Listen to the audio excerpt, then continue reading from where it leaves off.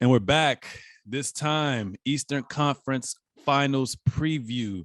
Celtics versus the Miami Heat, the 1 seed versus, I believe, the 2 seed, right? 2 seed, yeah. Wow. If you'd have told me when the regular season had started or even at All-Star break that these two would be meeting each other, I would have been like, hell no.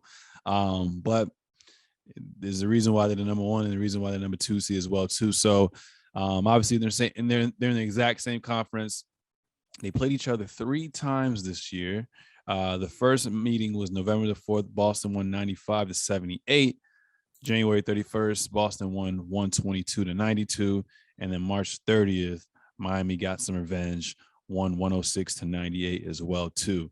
Both of these teams are pretty matched. Both these teams are deserving to be here as well, too. And I'm really excited for this matchup. So I was just looking at a couple things to kind of consider as well, too.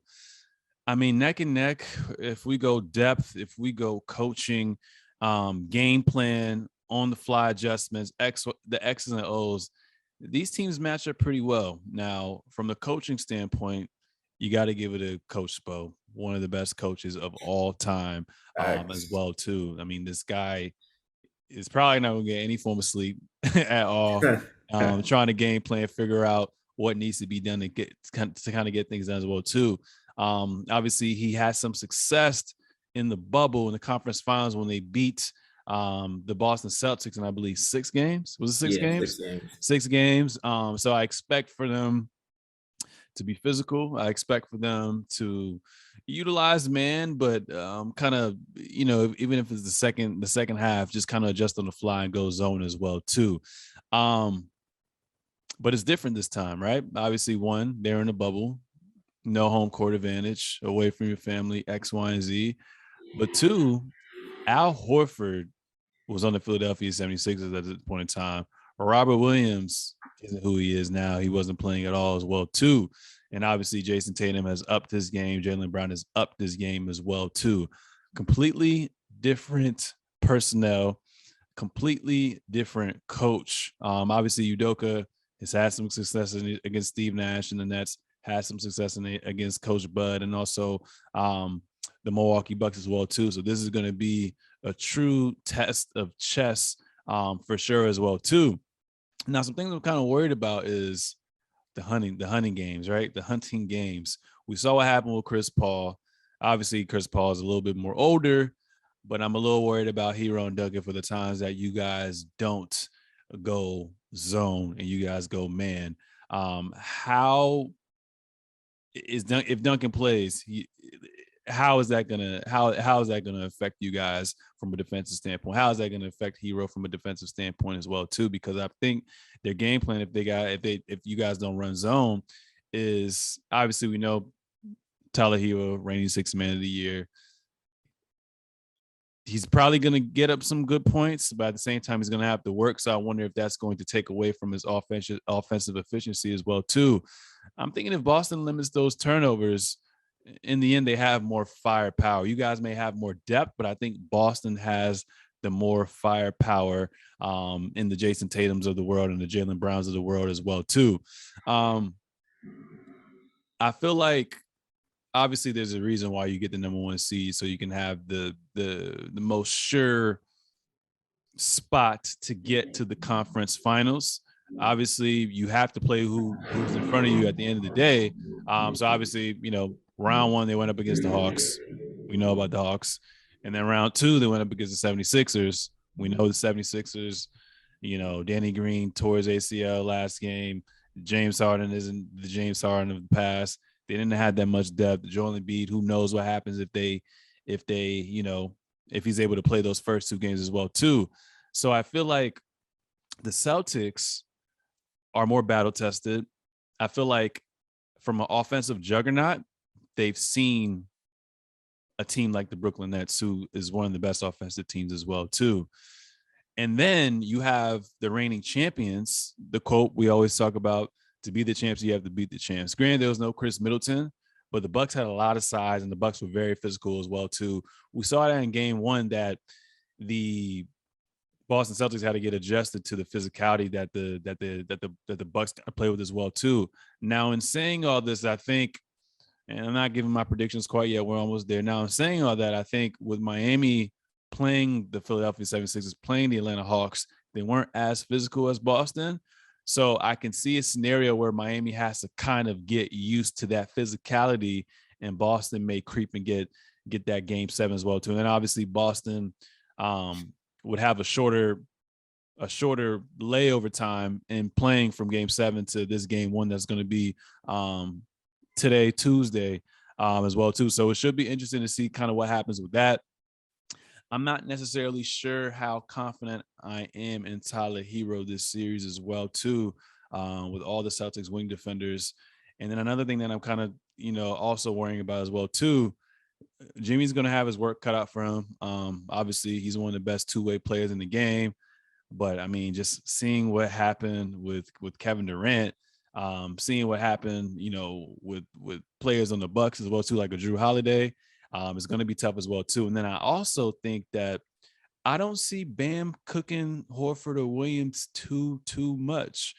They may necessarily cancel each other out, but I think it's going to be much tougher as well too. Like I said, if you guys are playing zone, it depends on who's going to guard Al Horford as well too, because I can see moments where Bam has to essentially leave the paint. So if you guys go small, I think the advantage kind of in a sense can go to the Boston Celtics as well too. And then also Bam hasn't shown to me that he's capable and comfortable in consistently knocking down mid-range shots as well too. So I think what the Celtics are going to kind of do is they're probably going to have Bam try to beat them as well too. We saw what happened last year with the Bucks as well too, when you guys either got swept or lost in 5. I really can't remember, where basically they forced Bam to be a shooter, to be that guy. So I'm curious to see what happens there. If I had a pick, man, I mean, since All-Star break, I really been riding with the Celtics. Honestly, I love Miami as well too. I feel like the Celtics are going to win in 7, even though spiritually, emotionally, I think it's just natural to kind of go and ride with Jimmy Butler and them dogs. But I think the Celtics, given their degree of difficulty, given given their defense, I got to ride with them. And obviously, you're a Miami Heat fan, and I want to hear your thoughts. Yeah, you ain't had nothing nice to say about us in that whole thing. Damn. Shit. Yeah, I mean, obviously, I got the Heat. I got the Heat in 6. I was gonna say 5 a couple of days ago. I think we talked about it. I got us in 6. I have a feeling that we're gonna play. We're gonna start off in man as usual. You got Gabe Vincent, Max Strus, Jimmy Butler, PJ Tucker, Bam as a starting 5. Lowry isn't gonna be playing game 1. So I do think we're going to start off in man, then probably going to switch to a little bit of a zone when our bench players come in. I do love our chances, not love, but I like our chances a lot with this matchup because Bam will have to start shooting that mid-range shot. And I believe we give up the most threes, but they give up the most mid-range shots. And that's something Jimmy Butler and Bam can really get into, including Tyler Hero and like when Lowry comes back, a Marcus Moore or Markieff Morris off the bench. Victor Oladipo can get to his spots as well. I really like those chances in the mid-range game. And once we start getting to those spots with our slashers and our guys that can get shots in mid-range, that'll get our open threes going and flowing for real. I like our chances with Max Strus getting in the game, hitting a lot of shots early. I like Duncan Robinson coming off the bench this series and actually getting a lot of good minutes because of, if Bam's going to get going on the mid range, he's also going to be able to get going with his facilitating if he's going to get going, in the game. Mm-hmm. I like Victor Oladipo having a lot of minutes if Kyle Lowry isn't playing. On the defensive side, I like him coming in early, shutting down a Marcus Smart. When you discuss like a Horford being able to like stretch the floor, Bam's not gonna have to like go out there. What the Celtics like to do against Bam, but what we actually got them to stop doing the last time we faced them was they were trying to switch. They would have Bam at the top of the key and then switch him to a corner so that they could get a mismatch, and we stopped them from doing that so that we can have Bam guard whoever's in the mid-range area, like a Tatum, like a Brown, even a Marcus Smart. That zone really disrupted them last game, and all of our players played really efficient. Granted, it was a big game for Kyle Lowry with 6 threes, but I mean that's kind of like, every blue moon, every player has that game where they just go off with their shooting. But I do trust that our players are gonna be ready. Caleb Martin's gonna be big in this series. Dedmon, when a Horford is out there, or if we're going man and they're trying to get to the paint easier, I like him being in the game. I don't see Yurt Seven getting in the game. I see Markieff Morris playing a lot of minutes in this series because of their wing players being bigger than ours. Our usual lineup of just guard play, and then maybe two power forwards in, as in like maybe Jimmy's at the four and Bam's at the four, because Bam's really just a four in general. Um, Again, yeah, I like us in 6. I like us to finish it off in Boston. I feel like at some point, I think we're gonna win game 1. Maybe we lose game 2 at home. But I still like us finishing it off in Boston. I think the series could get personal at times, because Yeah. obviously, whenever the Heat start losing in any series, we're the type of team, like we discussed, like don't like Devin Booker and them. They were the type of team, like they were up and they started talking shit. The Miami Heat don't do that. We talk shit when we're down, and that's one thing PJ Tucker's gonna bring. That's one thing Jimmy's gonna bring. Kyle Lowry comes back. That's something he's gonna bring. I really like our chances in this series. This is a great matchup for both squads. Both of these teams like to play up small. They both have bigs that can stretch the floor and are kind of stiff in their movement sometimes. And Horford and Dedmon, both teams have great wing players that are 3 and D and hustle. And great guard play with Pritchard and Marcus Smart, and then comparison to like a Victor Oladipo and Tyler Hero, and then you got your shooters off the bench as well. So I like our chances in 6. If it goes 7, I still like our chances to win at home. If it goes sideways, obviously we can repod in like 2 games or so, and then probably reconfigure. If this is the end of the road for the Miami Heat, that's perfectly fine with me. No, it's not. But yes, I still like our chances in 6. Interesting. So you coach Spo game 1. If you start off man like you said you are, who guarding Brown? Who guarding Tatum? So Who's guarding who in the starting 5? well, who's Talk the about that. starters for the Celtics? Marcus Smart, Jason Tatum, Jaylen Brown, Al Horford, and Williams. With Robert or Grant? Well, he could switch it up. He could just put he could have damn, I don't know. That's actually a great question. I can see something where he's probably going to start Robert Williams and Al Horford together.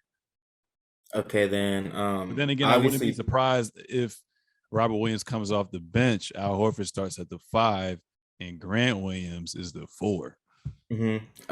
I think we put Max on Brown. I think Tatum is guarded by PJ. No, no, no.